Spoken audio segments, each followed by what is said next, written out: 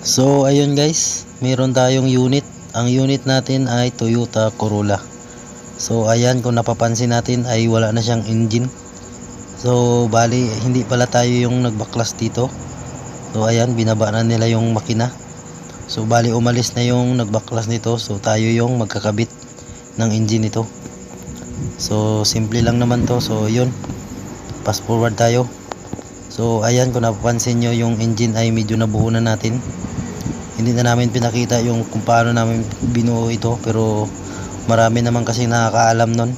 So ito yung importante dito, yung timing. So sa mga carburetor na Toyota Corolla 2E engine, so wag nyong ilagay sa 1E. So yan kasi napansin ko dito eh. So ayan, simple lang yung gagawin natin. Siyempre ibabaliktad lang natin, tatanggalin natin. So kailangan yan kasi ay naka 1E. Yan yung tinuturo natin. So dapat kasi yan ay nasa 2E. Yan. So siyempre basic lang yung gagawin natin. Yan, ganyan, iikot lang natin. So yung sa gitna na yan, yung sa gitna na mayroong mark na pintura, tapos may butas. So nasa gitna ng butas na yan ay mayroong tuldok doon. So doon yung timing nya. So pataas lang. So simple lang naman yan. So yan lang naman yung importante dyan. So ayan. So siyempre so ayan, kung nakikita nyo dito na meron pang urban na urban, Nissan Urban, sa kabila ay Honda. So yun yung mga isusunod natin. So lahat yan ay overhaul. So yung Honda doon sa kabila ay wala na ring engine, ay nabaklas na rin. Ito na lang ang Urban ang hindi nabaklas. So ito ay babaklasin natin, overhauling to lahat. Ayun, fast forward tayo. So ayan, kung napapansin nyo ay nakabit na natin yung engine dito.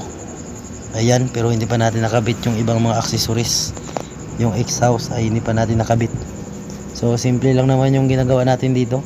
Kahit sino naman ay kayang-kaya yung mga ganitong klaseng trabaho. So marami namang gumagawa nito eh. So yun. So ayan, napansin nyo na okay, fast forward na lang tayo. So ayan, nakabit na natin yung exhaust dito. Yan, yung exhaust ay nakabit na natin.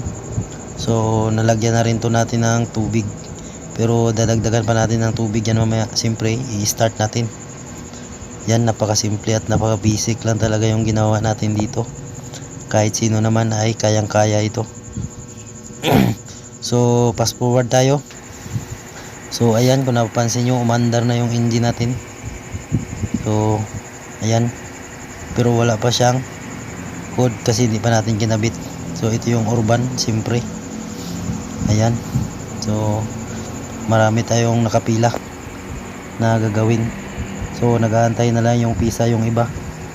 So siyempre ganyan talaga, lagyan natin ng bibiron dito sa radiator. So fast forward tayo ulit. Ganun lang ka-basic. Siyempre titest drive na natin to.